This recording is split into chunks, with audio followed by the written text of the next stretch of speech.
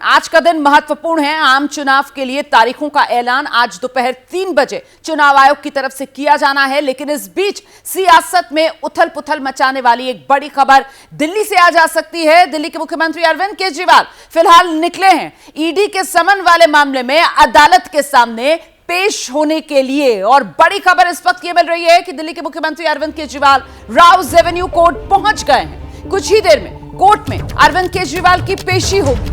ED की शिकायत पर कोर्ट ने आज पेशी के लिए अरविंद केजरीवाल को बुलाया था। अरविंद केजरीवाल को खुद फिजिकली प्रेजेंट होने के आदेश अदालत की तरफ से दिए गए थे।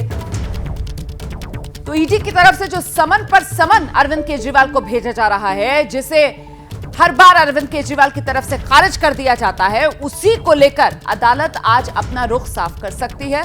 ईडी के सामने पेश होने पर अरविंद केजरीवाल को अदालत फैसला अपना सुना सकती है। इसी पर बात करने के लिए हमारे साथ हमारे तमाम सहयोगी इस वक्त मौजूद हैं। दीपक रावत हमारे साथ मौजूद हैं, आप देख रहे हैं, अंकित गुप्ता और साथ ही वरुण जैन। जरा सीधे पहले वरुण का रुख कर लेते हैं और जानते हैं वरुण से ईडी का आज क्या पक्ष रहने वाला है अदालत के सामने, क्या मांग की जा सकती है ईडी की तरफ से। जी वरुण। कोर्ट में आपका मामला चल रहा है, वहीं पे जाइए, इस पूरे मामले की अपील करिए। देखिए, ईडी तो अपनी याचिका लगा चुकी है क्योंकि ईडी 8 बार अरविंद केजरीवाल को सम्मन दे चुकी है और अरविंद केजरीवाल इन्वेस्टिगेशन को ज्वाइन नहीं कर रहे थे। यही जो शिकायत थी एनफोर्समेंट डायरेक्टरेट ने कोर्ट में लगाई थी और यह बात कही थी कि अगर कोई 3 बार नोटिस का उल्लंघन करता है, उसकी तामील नहीं करता है, तो यह आईपीसी 174 का उल्लंघन है, कहीं ना कहीं अपराध की श्रेणी में आता है। तो आज ये देखना होगा कि अरविंद केजरीवाल के जो वकील है वो अपना क्या पक्ष रखते हैं, क्योंकि देखिए जो अदालत है वो तर्कों पर चलता है, लॉजिक्स पे चलता है, उसमें पॉलिटिकल स्टेटमेंट्स नहीं चल सकते। अरविंद केजरीवाल लगातार ये बात कह रहे थे कि जो गैर कानूनी जो समन दिए जा रहे हैं वो गैर कानूनी है, असंवैधानिक है। अगर असंवैधानिक है, गैर कानूनी है तो कैसे है, वो उनको अपना जो पक्ष है वो मजबूती से रखना पड़ेगा। तो कहीं ना कहीं आज की जो कार्रवाई है बेहद महत्वपूर्ण हो जाती है। आज साफ हो जाएगा कि अरविंद केजरीवाल इन्वेस्टिगेशन ज्वाइन करेंगे या नहीं करेंगे, क्योंकि अब तक पिछले साल नवंबर से लेकर अब तक 8 समन हैं जो उनको दिए जा चुके हैं, जिनकी उन्होंने तामील नहीं करी है। तो आज की जो कार्रवाई है वो अपने आप में बेहद महत्वपूर्ण है। जी अंकित गुप्ता, ईडी के सामने पेश होने को लेकर दो टुक अदालत की तरफ से आज फैसला सुनाया जा सकता है। ये निश्चित तौर पर सुनाया जा सकता है। उसकी वजह यह है कि जो जिस बात का जिक्र वरुण ने किया ना कि जो पिछला जो समन जारी किया गया था वो आईपीसी की धारा 174 के तहत किया गया था। और 174 का मतलब यही होता है कि जांच एजेंसी कोर्ट के सामने आती है कि देखिए हम जो है इस फला व्यक्ति को समन जारी कर रहे हैं, लेकिन वो जांच में सहयोग नहीं कर रहा है, लिहाजा अदालत आदेश दे कि वो जांच में सहयोग करे। ऐसे में अब अदालत को तय करना है कि क्या वाकई में जानबूझकर अरविंद केजरीवाल जांच एजेंसी के सामने नहीं पेश हो रहे थे और अदालत को यह लगता है तो अरविंद केजरीवाल की मुश्किलें और भी बढ़ सकती है कानूनी तौर पर भी। गुप्ता, उसके बाद अपनी बात पूरी कीजिएगा। अरविंद केजरीवाल को आप देख रहे हैं, दिल्ली के मुख्यमंत्री अरविंद केजरीवाल जिस समय राउज एवेन्यू कोर्ट पहुंचे उस समय की तस्वीरें आपके सामने हैं। कुछ ही देर पहले अरविंद केजरीवाल अपने घर से निकले और सीधे राउज एवेन्यू कोर्ट इस समय अरविंद केजरीवाल पहुंच गए हैं। जी अंकित, अपनी बात पूरी कीजिए। जी, जिस बात का मैं जिक्र कर रहा था, अगर अदालत को लगता है कि जिस आरोपी को या जिस व्यक्ति को समन जारी किया गया वो जानबूझकर जांच एजेंसी की जांच में सहयोग नहीं कर रहा है, जिसके चलते जांच एजेंसी की जांच फंसी हुई है, तो अदालत कानूनी तौर पर तो कार्रवाई कर ही सकती है, जुर्माना लगा सकती है, लेकिन उस व्यक्ति को निर्देश दे सकती है कि आप फला तारीख को आपको हाजिर होना होगा। ऐसे में उम्मीद यही की जा रही है कि आज अरविंद केजरीवाल जो लगातार ये कह रहे थे कि उनको यह पता चले कि वो आरोपी के तौर पर बुलाए जा रहे हैं या फिर गवाह के तौर पर, मुमकिन है कि ईडी की तरफ से अदालत को यह बता दिया जाए और अदालत उसके बाद में केजरीवाल को वो निर्देश जारी करे कि ईडी के सामने पेश हो। जी वरुण जैन, जब से सिलसिला शुरू हुआ है अरविंद केजरीवाल को समन पर समन देने का, अरविंद केजरीवाल का तो रुख एक ही रहा है कि साहब ये पॉलिटिकल वेंडेटा है, ईडी जो है वो केंद्र के एक हथियार के तौर पर काम कर रही है और उनको आरोपी या फिर गवाह के तौर पर बुलाया जा रहा है, ये ईडी क्लियर करे। लेकिन दूसरी तरफ ईडी जो है वो इस मामले में काफी आगे बढ़ चुकी है और अब जिस तरीके से कल के कविता की गिरफ्तारी हुई है उसके बाद यहां पर मुश्किलें और बढ़ सकती हैं कि अरविंद केजरीवाल की। वरुण जैन, देखिए, बिल्कुल निश्चित तौर पर अरविंद केजरीवाल की मुश्किलें बढ़ सकती हैं, क्योंकि अगर आप देखेंगे सुप्रीम कोर्ट में भी जब मनीष सिसोदिया की बेल पर सुनवाई हो रही थी तब प्रोसीड्स ऑफ क्राइम में एनफोर्समेंट डायरेक्टरेट ने अदालत के सामने बात रखी थी कि उनके पास 338 करोड़ रुपए की वो ट्रेल के सबूत मौजूद है। वो 338 करोड़ रुपए जो कि आम आदमी पार्टी तक पहुंचे और आम आदमी पार्टी के संयोजक अरविंद केजरीवाल है। दूसरा, इस पूरे मामले में जो समीर महेंद्रू है, उन्होंने पूछताछ में बात बताया कि जो समीर नायर अरविंद केजरीवाल के बेहद करीबी थे, उसने फेस टाइम ऐप के जरिए अरविंद से उसकी बात करवाई थी, जिसमें अरविंद केजरीवाल ने यह बात कही थी कि हाँ, समीर मेरा बेहद खास आदमी है और वो जो कहे आप उसकी बात को माने। जो इस आबकारी नीति को पास कराने के लिए जो कैबिनेट की बैठक थी, वो भी अरविंद केजरीवाल के कहने पर बुलाई गई थी। इतना ही नहीं, मनीष सिसोदिया के जो पूर्व सचिव थे, उन्होंने बताया था कि जो कमीशन था 6% से बढ़ाकर 12%, वो भी केजरीवाल के कहने पर किया था। तो ऐसे कई एविडेंसेस है, ऐसे कई बिंदु है जो अरविंद केजरीवाल से पूछताछ करना चाहती है एनफोर्समेंट डायरेक्टरेट, और उसको लेकर कई सरकारी गवाह और कई फिजिकल डॉक्यूमेंट्स, कई बैंक की ट्रांजैक्शंस वो ईडी के सामने है। यही वजह है कि ईडी ने कि सूत्रों ने बात भी कही थी कि जब अरविंद केजरीवाल ने कहा था कि वो वीडियो कॉन्फ्रेंसिंग के जरिए पूछताछ में शामिल होने के लिए तैयार है, तो ईडी का साफ कहना था कि उन डॉक्यूमेंट्स को, उन सबूतों को उनके सामने रखा जाएगा, तब उनसे पूछताछ की जाएगी। तो निश्चित तौर पर केजरीवाल को अगर कोर्ट कुछ ऐसा आदेश देता है कि वो फला तारीख को एनफोर्समेंट डायरेक्टरेट के सामने पेश हो, तो ईडी ने तो अपनी पूरी तैयारी कर रखी है। वो डॉक्यूमेंट्स, वो सबूत उनके पास मौजूद है, जिससे पता चलता है कि कहीं ना कहीं केजरीवाल की इसके अंदर भूमिका हो सकती है। जी, ये तमाम जो आप सवाल बता रहे हैं जो ईडी की तरफ से तैयार हैं, वो तमाम दस्तावेज जो ईडी ने तैयार किए हुए हैं सामने रखकर, जिनका जवाब ईडी लेना चाहती है, इस सब के बरक्स अगर बात की जाए अरविंद केजरीवाल के रुख की, तो अंकित गुप्ता, उनके पास तो जवाब सिर्फ और सिर्फ सियासी ही हैं इस वक्त। जिस तरीके की बातें वो मीडिया के सामने करते हुए नजर आते हैं, तो मतलब घिरते हुए नजर आ रहे हैं कि अंकित अरविंद केजरीवाल।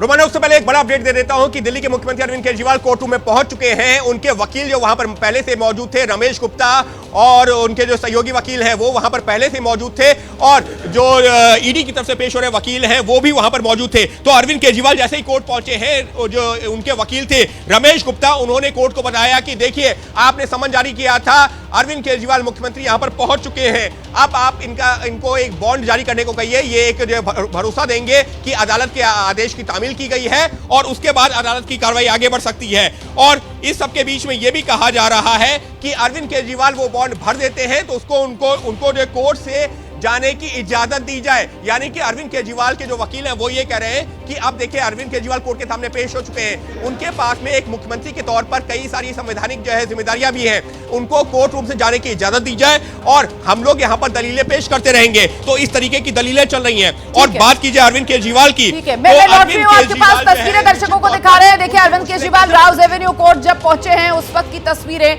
गाड़ी से जिस समय पहुंचे वहां की तस्वीर हम आपको दिखा रहे थे, और ये अदालत के भीतर की तस्वीरें भी आपको दिखा रहे हैं। राउज एवेन्यू कोर्ट में अरविंद केजरीवाल, और इस समय जैसा कि हमारे सहयोगी अंकित गुप्ता अपडेट दे रहे हैं कि अरविंद केजरीवाल फिलहाल कोर्ट रूम के भीतर मौजूद हैं, और वहां पर जो उनके वकील हैं वो अदालत के सामने बात ये रख रहे हैं कि क्योंकि अदालत ने कहा था कि फिजिकली अरविंद केजरीवाल, मतलब खुद अरविंद केजरीवाल उपस्थित रहें, इसी का मान रखते हुए, अदालत की बात को मानते हुए अरविंद केजरीवाल अदालत के सामने आ गए हैं। अब अदालत एक बॉन्ड भरवाकर अरविंद केजरीवाल, क्योंकि दिल्ली के मुख्यमंत्री हैं, उन पर संवैधानिक जिम्मेदारियां हैं, उन्हें अदालत से जाने की इजाजत दे दें, और उस बॉन्ड के बदले साथ ही जो वकील हैं अरविंद केजरीवाल के, वो इस मामले में अरविंद केजरीवाल की तरफ से पैरवी करते रहेंगे। तो क्या इस तरीके की कोई रियायत, इस तरीके की कोई छूट आज के दिन की सुनवाई से अरविंद केजरीवाल को मिलने जा रही है क्या?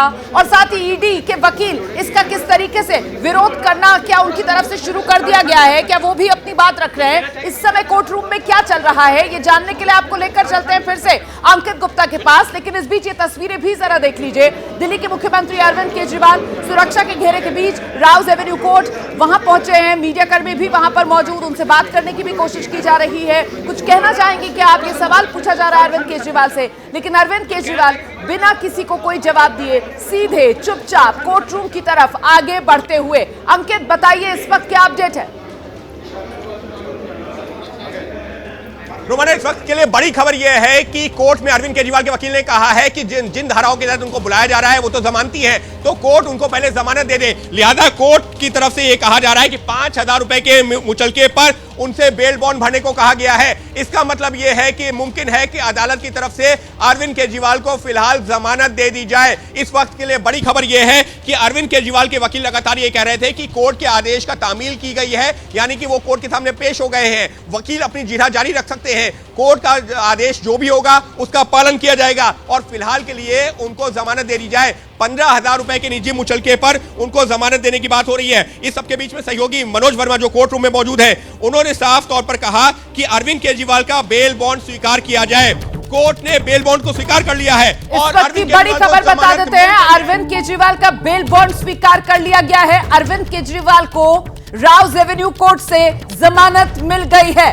15,000 के निजी मुचलके पर अरविंद केजरीवाल को जमानत मिल गई है। अरविंद केजरीवाल को अदालत की तरफ से खुद पेश होने का आदेश दिया गया था आज के लिए, 16 मार्च के लिए। अरविंद केजरीवाल सुबह अदालत की कार्रवाई जब शुरू हुई तो फिर राउज एवेन्यू कोर्ट पहुंचे। वहां पर अरविंद केजरीवाल के वकील की तरफ से यह दलील रखी गई कि साहब जो कहा था अदालत ने, अदालत के उस फैसले की तामील की गई है दिल्ली के मुख्यमंत्री अरविंद केजरीवाल की तरफ से। और ऐसे में क्योंकि ये जमानती धाराएं हैं तो अरविंद केजरीवाल को बॉन्ड भरवाकर जमानत दे दी जाए। अदालत ने ये फैसला सुनाया। फिलहाल अरविंद केजरीवाल को जमानत दे दी गई है 15,000 के निजी मुचलके पर। मामला जो है अब लेकिन वो आगे बढ़ेगा। एक बार फिर से लेकर चलते हैं अंकित गुप्ता के पास आपको। अंकित, अरविंद केजरीवाल को जमानत 15,000 के निजी मुचलके पर, मामले में सुनवाई आज आगे बढ़ेगी या फिर सुनवाई के लिए भी कोई और तारीख दे दी गई है? क्या अपडेट है अंकित गुप्ता?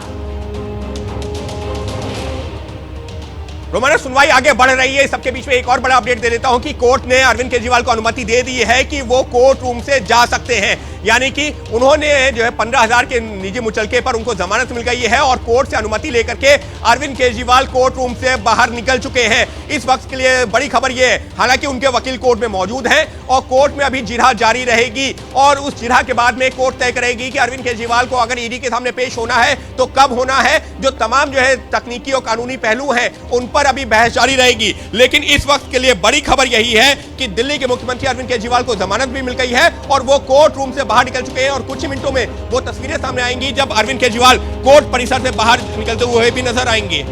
रहिए मेरे साथ अंकित, लौटूंगी आपके पास। इस बीच बड़ी खबर आपको बता देते हैं, दिल्ली के मुख्यमंत्री अरविंद केजरीवाल, राउज एवेन्यू कोर्ट ने 15,000 के निजी मुचलके पर अरविंद केजरीवाल को जमानत दे दी है। मतलब अरविंद केजरीवाल को इस पूरी सुनवाई के दौरान फिलहाल कोर्ट रूम में खुद मौजूद रहने की जरूरत नहीं है। अरविंद केजरीवाल के वकील की तरफ से अदालत में यह बात रेखांकित की गई कि जो कोर्ट का फैसला था उसकी तामील खुद की है दिल्ली के मुख्यमंत्री अरविंद केजरीवाल ने। संवैधानिक पद पर हैं, वो दिल्ली के मुख्यमंत्री हैं, उन्हें कई जिम्मेदारियां पूरी करनी है। ऐसे में धाराएं जिनके तहत मामला है वो भी जमानती हैं। तो अदालत ने ये तमाम दलीलें स्वीकार करते हुए सबसे पहले तो आज सुनवाई शुरू होने से पहले इस मामले में मेरिट पर अरविंद केजरीवाल को फिलहाल 15,000 के निजी मुचलके पर जमानत दे दी है। और जैसा कि हमारे सहयोगी अंकित गुप्ता बता रहे थे कि अरविंद केजरीवाल इस समय कोर्ट रूम से बाहर भी निकल गए हैं। थोड़ी देर में राउज एवेन्यू कोर्ट से भी बाहर निकलते हुए अरविंद केजरीवाल आपको नजर आएंगे। फिलहाल इस मामले में, मामला देखिए ईडी लेकर गई थी राउज एवेन्यू कोर्ट। मामला यह है कि ईडी समन दे रही है, समन पर समन भेज रही है और अरविंद केजरीवाल पेश नहीं हो रहे हैं। तो जांच में सहयोग करे केजरीवाल, ये मांग लेकर अदालत का दरवाजा ईडी ने खटखटाया था। फिलहाल उस मामले में अब सुनवाई जो है वो की जाएगी। अरविंद केजरीवाल के वकील जो हैं उस मामले में जिरह करेंगे, लेकिन अरविंद केजरीवाल को इस बात से छूट दे दी गई है कि वो खुद भी इस दौरान कोर्ट रूम में मौजूद रहें। 15,000 के निजी मुचलके पर अरविंद केजरीवाल को वहां कोर्ट रूम में मौजूद रहने से जमानत एक तरीके से मिल गई है। सीधे आपको एक बार फिर से लेकर चलते हैं अपने सहयोगी अंकित गुप्ता के पास। अंकित, अभी का अपडेट क्या है? ये तस्वीरें भी हम आपको दिखा रहे हैं, देखिए किस तरीके से अरविंद केजरीवाल कोर्ट रूम से बाहर निकलते हुए, वो तस्वीरें भी आ गई हैं। जिस समय कोर्ट रूम के भीतर जा रहे थे तब की तस्वीरें भी हम आपको दिखा रहे हैं। अरविंद केजरीवाल को कल सेशंस कोर्ट से झटका लगा था। समन पर समन ईडी की तरफ से जो भेजे जा रहे थे उसी को लेकर अरविंद केजरीवाल की तरफ से सेशंस कोर्ट का दरवाजा खटखटाया गया था, जिसे खारिज करते हुए सेशंस कोर्ट ने साफ कर दिया था कि मामला निचली अदालत में है और वहीं जाइए आप इस मामले को लेकर। निचली अदालत ने पहले ही अरविंद केजरीवाल को आज 16 मार्च को खुद फिजिकली पेश होने का आदेश दिया हुआ था और ऐसे में अरविंद केजरीवाल के पास कोई और विकल्प बचा नहीं था। आज अरविंद केजरीवाल सुबह राउज एवेन्यू कोर्ट पहुंचे, फिजिकली पेश हुए। उनके वकील की तरफ से अदालत में कहा गया कि साहब जो आपने आदेश दिया था उसकी तामील की है, मतलब उसका पालन अरविंद केजरीवाल ने किया है और जो धाराएं हैं वो जमानती हैं। ऐसे में कोर्ट रूम में मौजूद रहने से अरविंद केजरीवाल को छूट दे देनी चाहिए, आप बॉन्ड भरवा लीजिए। अदालत ने 15,000 का बॉन्ड भरवाया है। 15,000 के निजी मुचलके पर अरविंद केजरीवाल को ये जमानत मिल गई है, कोर्टरूम में उन्हें अब पेश नहीं रहना होगा। ये तस्वीरें आपके सामने हैं। अरविंद केजरीवाल जिस समय कोर्टरूम से बाहर निकल रहे थे, राउज एवेन्यू कोर्ट से बाहर निकल रहे थे, उस समय की ये तस्वीरें आपके सामने हैं। देखिए किस तरीके से बाकायदा घेरा बनाया हुआ है और इस सुरक्षा घेरे में अरविंद केजरीवाल को बाहर लेकर जाया जा रहा है। हमारे सहयोगी तमाम इस वक्त पल पल का अपडेट आप तक पहुंचाने का काम कर रहे हैं। अंकित गुप्ता हमारे साथ मौजूद हैं, वरुण जैन हमारे साथ मौजूद हैं, दीपक रावत हमारे साथ मौजूद हैं। जरा जल्दी से अंकित का रुख करते हैं, जानते हैं अंकित से अभी क्या अपडेट है। अंकित, देखिए, अरविंद केजरीवाल का काफिला तो कोर्ट परिसर से बाहर निकल रहा है, लेकिन इस सब के बीच में बड़ी खबर ये आ रही है कि अरविंद केजरीवाल के वकीलों ने अपनी दलीलें देनी शुरू कर दी हैं। अरविंद केजरीवाल के वकील ये कह रहे हैं कि हमको वो दस्तावेज चाहिए जिसके आधार पर ये जो है एफआईआर दर्ज की गई है, जिसके आधार पर अरविंद केजरीवाल को बुलाया जा रहा है, और ये भी बताया जाना चाहिए कि क्या वो जो है आरोपी के तौर पर आ रहे हैं या फिर उनको जो गवाह के तौर पर बुलाया जा रहा है। तो फिलहाल अब जो है, जब अरविंद केजरीवाल कोर्ट परिसर से निकल चुके हैं, दलीलें शुरू हो गई हैं, और इन दलीलों को सुनने के बाद में अदालत तय करेगी कि अरविंद केजरीवाल को क्या जांच एजेंसी, प्रवर्तन निदेशालय यानी कि ईडी के सामने पेश होना है या नहीं होना है। अगर होना है तो कब होना है, और क्या वो जो बार बार सम्मन की अवहेलना कर रहे थे उस मामले में भी उनके खिलाफ कोई कार्रवाई हो सकती है। तो ये तमाम पहलू हैं जो अब कानूनी पहलू हैं, लेकिन बड़ी खबर यह है कि अरविंद केजरीवाल को फिलहाल कोर्ट में जो है पेशी के बाद में जमानत मिल गई है, वो कोर्ट परिसर से निकल गए हैं, और अब निगाह टिकी हुई है कोर्ट में चल रही सुनवाई के ऊपर, जहां अरविंद केजरीवाल के वकील यही कह रहे हैं कि उनको सारे दस्तावेज को जो केस रिलेटेड हैं वो सौंपे जाए और स्थिति बताई जाए कि वो इस केस में आरोपी हैं या फिर हैं गवाह। इस वक्त की बड़ी खबर आपको बता दें, जो स्टैंड अरविंद केजरीवाल की तरफ से बार बार लिया जा रहा था, ईडी के समन पर जिस तरीके से अरविंद केजरीवाल नहीं जा रहे थे कि साहब ईडी ये क्लियर करे कि उनको आरोपी की भूमिका में बुलाया जा रहा है या फिर गवाह की भूमिका में बुलाया जा रहा है, वही दलील, वही तर्क अरविंद केजरीवाल की तरफ से कोर्टरूम में रखा जा रहा है, अदालत के सामने रखा जा रहा है। फिलहाल इस मामले को लेकर जिरह हो रही है। अरविंद केजरीवाल के जो वकील हैं वो अपनी बात फिलहाल अदालत के सामने रख रहे हैं, और इस बीच अरविंद केजरीवाल के लिए राहत वाली खबर ये कि 15,000 का निजी मुचलका भरवाकर अरविंद केजरीवाल को कोर्टरूम में पेश होने से अदालत से छूट मिल गई है।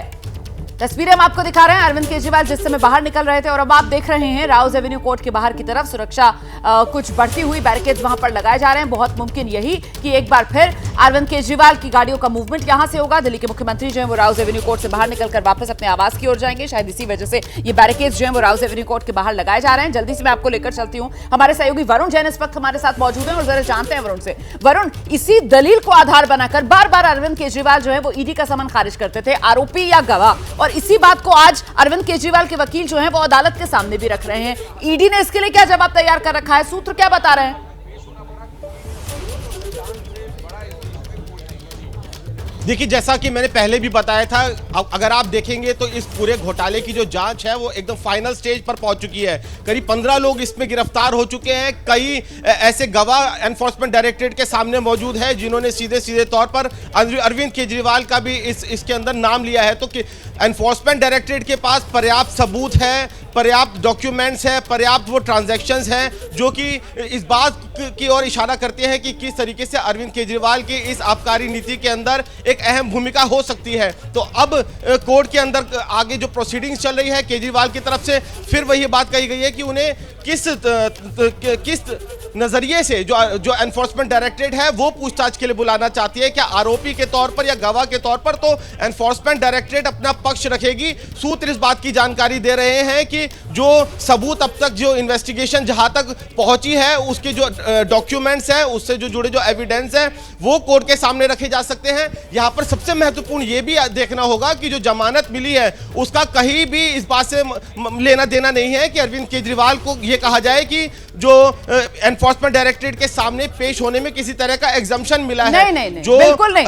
ये तो आप बार बार क्लियर कर रहे हैं। देखिए वरुण, ये बात हम क्लियर कर रहे हैं दर्शकों को कि ये जो एग्जम्पशन मिला है ये सिर्फ फिजिकली प्रेजेंट होने से एग्जम्पशन मिला है, कि उनके वकील की तरफ से कहा गया कि आपने कहा था, मतलब अदालत ने कहा था कि खुद हाजिर हो, तो देखिए आपके आदेश का पालन हुआ है, ये खुद हाजिर हो गए। लेकिन क्योंकि ये दिल्ली के मुख्यमंत्री हैं और क्योंकि धाराएं जो हैं वो भी तमाम जमानती हैं और इनको कार्य करना है, संवैधानिक पद पर बैठे हुए हैं, दिल्ली की जिम्मेदारी है इन पर, तो इसलिए निजी मुचलका भरवाकर इनको कोर्टरूम में प्रेजेंट रहने से छूट मिल जाए, सिर्फ इसके लिए ये 15,000 का मुचलका भरवाया गया है, जिसके बाद अरविंद केजरीवाल जो है वो कोर्टरूम से बाहर निकल सके हैं। ये मैं एक बार फिर से क्लियर कर दूं, और इसीलिए हम ये भी बता रहे हैं साथ के साथ कि अरविंद केजरीवाल को ये शुरुआती राहत जरूर मिल गई है कि अभी वो कोर्ट रूम से बाहर जा सकते हैं, लेकिन ईडी का समन जब अगला अरविंद केजरीवाल के पास पहुंचा जाएगा तो अभी तक जिस तरीके से 8 समन पर अरविंद केजरीवाल बार बार खारिज दर खारिज करते आए हैं समन को, वही रुख वो अपना पाएंगे या फिर अदालत अपने फैसले से अब अरविंद केजरीवाल को आज बांध देगी कि अगले समन पर ईडी के अरविंद केजरीवाल को पेश होना ही होगा। इसी को लेकर फिलहाल अदालत के सामने दलीलें जारी हैं और फैसले का इंतजार है। इस बीच जल्दी से दीपक रावत भी हमारे साथ मौजूद हैं, उनके पास लेकर चलते हैं। दीपक, जानकारी क्या मिल रही है आम आदमी पार्टी के सूत्रों के लिहाज से? जाहिर सी बात है, दो ही मामले हो सकते हैं, या तो छूट मिल सकती है या फिर छूट नहीं मिल सकती है ईडी के सामने पेश होने से अरविंद केजरीवाल को अदालत से। तो प्लान ए और प्लान बी आम आदमी पार्टी ने क्या तैयार कर रखा है इन हालात के लिए? देखिए, प्लान ये तो सीधे तौर पर सभी को पता है कि अरविंद केजरीवाल के जो वकील हैं वो कोर्ट में लगातार ये दलील देने की कोशिश कर रहे हैं कि अरविंद केजरीवाल एक सूबे के मुख्यमंत्री हैं और एक राष्ट्रीय पार्टी के मुखिया भी हैं। ऐसे में जब लोकसभा चुनाव नज़दीक है, आज उनकी घोषणा होने जा रही है, तो अरविंद केजरीवाल का इस दौरान प्रचार प्रसार में होना बेहद ज़रूरी है। वहीं दिल्ली की बात करें तो दिल्ली में अभी भी बजट पेश किया गया है। अरविंद केजरीवाल लगातार ये दलील दे रहे हैं कि उनके पास एक आखिरी साल बचा है, इसके बाद दिल्ली में चुनाव हो जाएंगे, तो दिल्ली में भी कामों की जो गति है वो काफ़ी तेज होगी। तो इन तमाम दलीलों को उनके वकील रख रहे हैं। जहां तक बेल बॉन्ड की बात है तो ये कल ही उनके वकील ने कह दिया था कोर्ट में कि ये इतना बड़ा मामला नहीं है कि इसमें बहुत बड़ी सजा होने जा रही है, उनको बेल भी दी जा सकती है। और सीधे तौर पर कल उनके वकील उनको फिजिकली पेश होने से बचाने की कोशिश करते रहे, लेकिन आज अरविंद केजरीवाल आए, पेश हुए, बेल मिली और घर चले गए। लेकिन अब जो दलीलें दी जा रही है वो इसी बात को लेकर दी जा रही हैं कि उन्हें कोर्ट से राहत मिले, ये कहा जाए कि ईडी फिलहाल समन ना भेजे। दूसरा ऑप्शन जो आप पूछ रही हैं कि दूसरा विकल्प क्या होगा, तो सीधे तौर पर इस पूरे मामले को लेकर आम आदमी पार्टी अरविंद केजरीवाल हाईकोर्ट जाने के लिए तैयार बैठे हैं, यहां फैसले का इंतजार कर रहे हैं। फैसला अगर अगेंस्ट आता है तो हाईकोर्ट जाएंगे, फिर सुप्रीम कोर्ट जाएंगे। सीधे तौर पर अरविंद केजरीवाल ने प्रेस कॉन्फ्रेंस करके रोमाना ये कहा था कि अगर कोर्ट कह देता है कि समन पर जाना है, समन लीगल है, तो जाने को तैयार है। ईडी जहां बोलेगी, जब बोलेगी, वो चले जाएंगे। ये खुद अरविंद केजरीवाल ने कहा था। एक और प्रेस कॉन्फ्रेंस हुई थी, तब अरविंद केजरीवाल ने कहा था कि 12 मार्च के बाद कभी भी ईडी उन्हें समन भेजे तो वो चले जाएंगे। तो अब उस बात पर क्या होगा?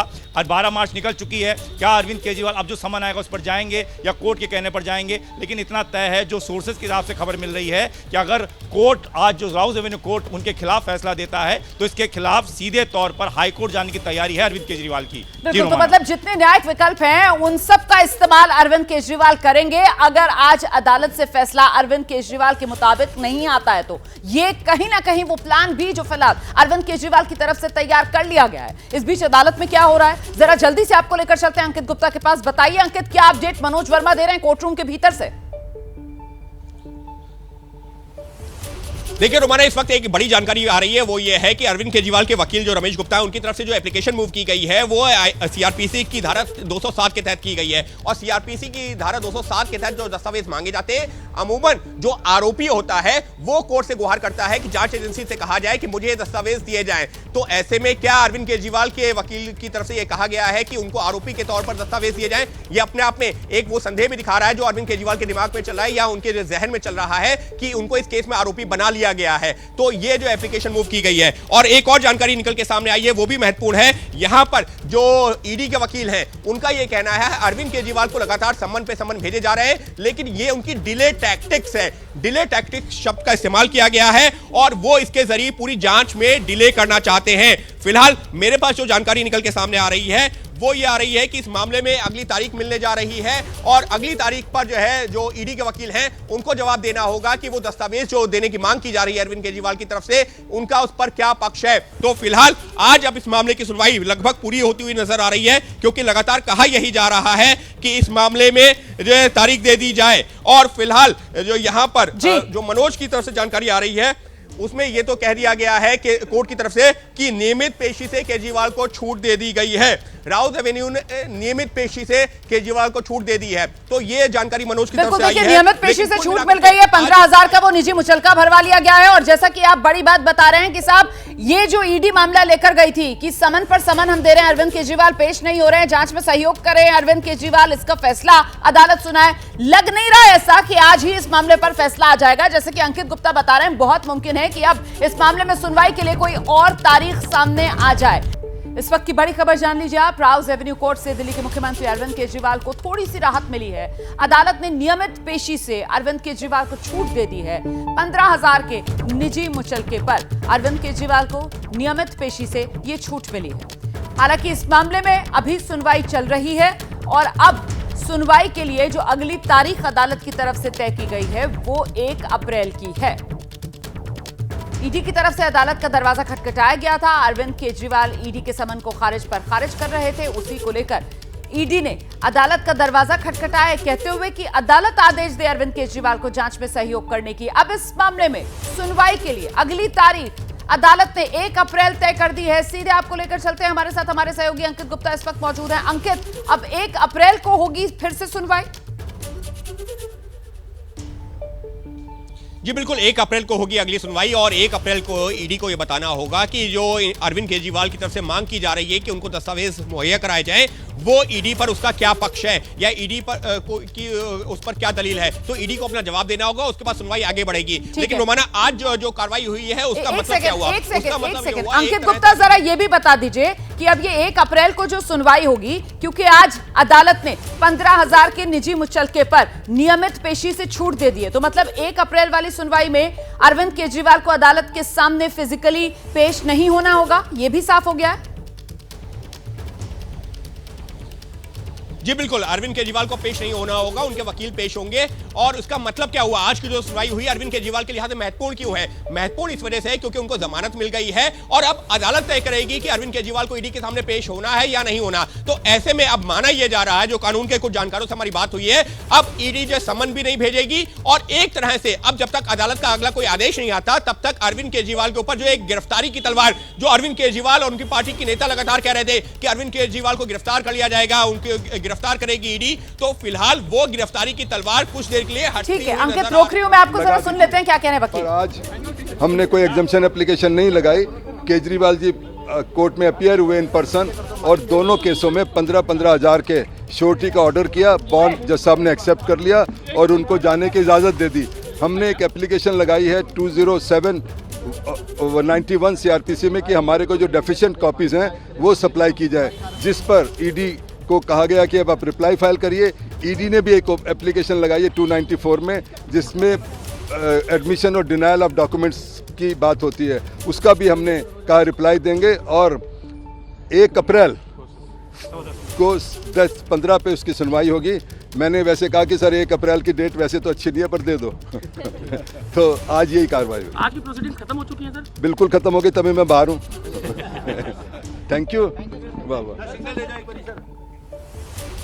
तो ये अरविंद केजरीवाल के वकील थे जिनको आप सुन रहे थे, उनकी तरफ से जानकारी दी गई है कि आज की सुनवाई पूरी हो गई है और अदालत ने अब इस मामले में 1 अप्रैल की तारीख तय की है। 1 अप्रैल को इस मामले में अब आगे फिर से सुनवाई होगी और जो दस्तावेज अरविंद केजरीवाल की तरफ से मांगे गए हैं वो अदालत ने ईडी को कहा है कि आप सामने लेकर आए। देखिए, अरविंद केजरीवाल जो है, लगातार जो ईडी की तरफ से समन उन्हें भेजा जाता था उसका वो इन्हीं मुद्दों को आधार बनाकर विरोध करते थे। एक तो वो कहते थे कि ईडी क्लियर करे आखिरकार उन्हें किस भूमिका में बुलाया जा रहा है, आरोपी के आधार पर उनको बुलाया जा रहा है, गवाह के आधार पर उनको बुलाया जा रहा है। दूसरा, वो कहते थे कि उनके खिलाफ कोई मामला ही नहीं है, बताए तो कि क्या पूछना है।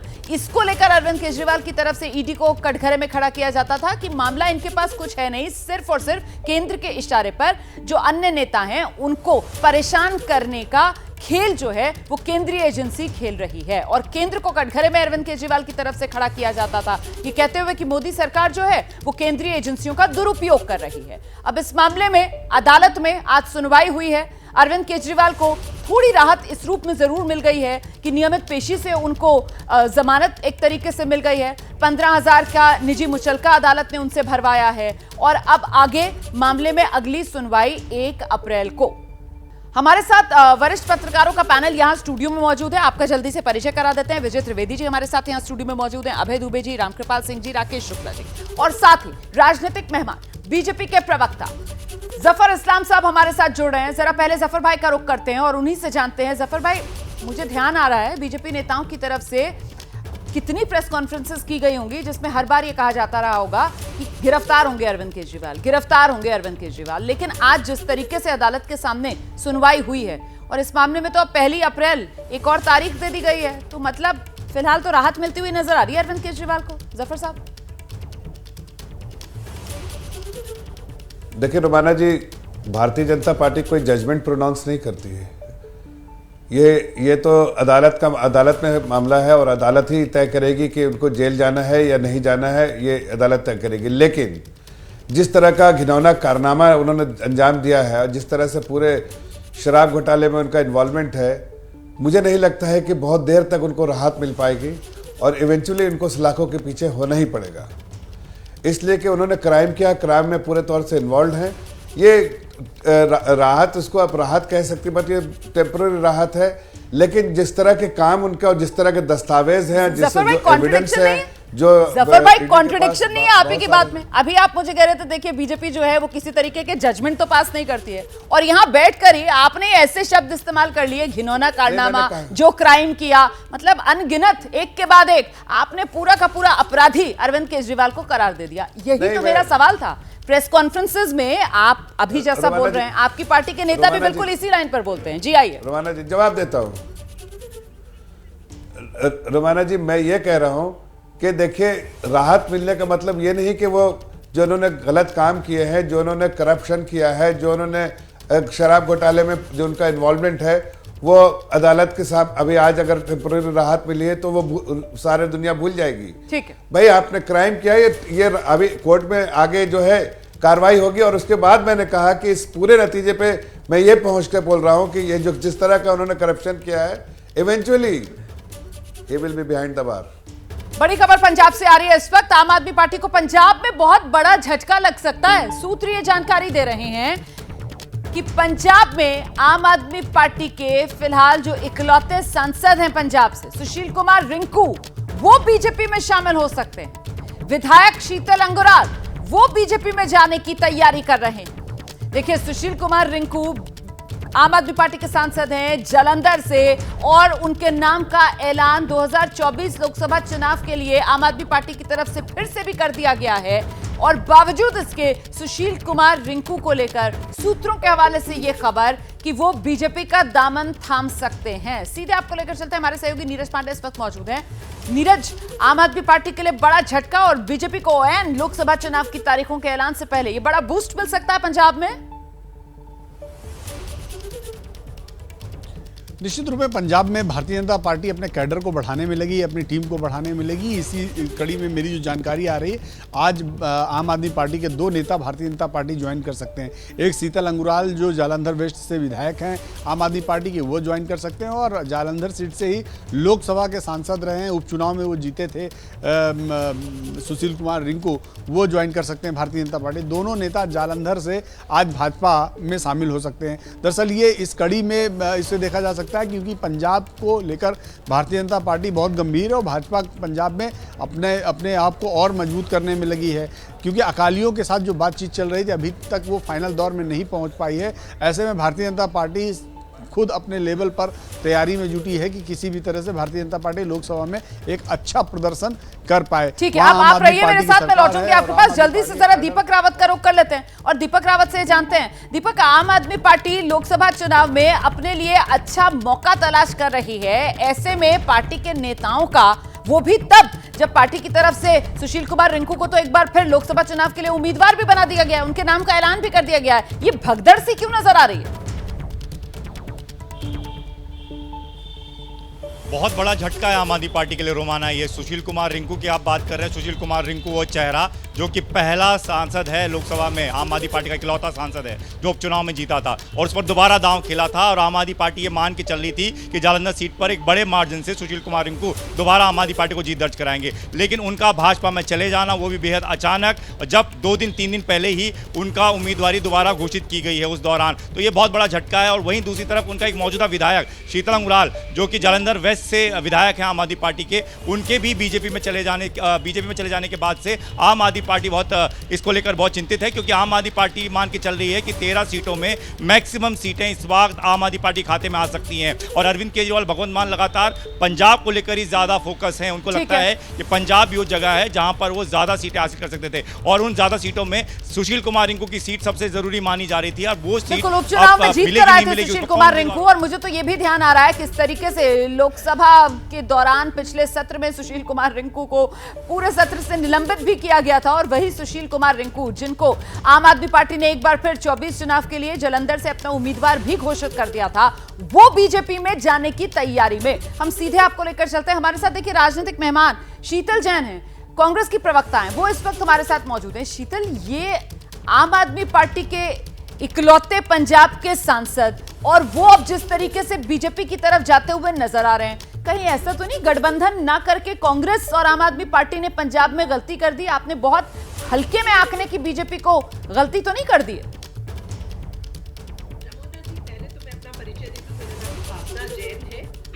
और माफ कीजिएगा जी, मैं ये कहना चाहूंगी कि बीजेपी एक शॉपिंग के लिए निकल रखी है। वो कोशिश कर रही है जो भी विपक्ष के सांसद हैं या जो भी विपक्ष के लोग हैं उनको किस तरीके से तोड़कर अपनी झोली में लाया जा सकता है। तो ये कोशिश उनकी पंजाब की जनता उनको जवाब देगी।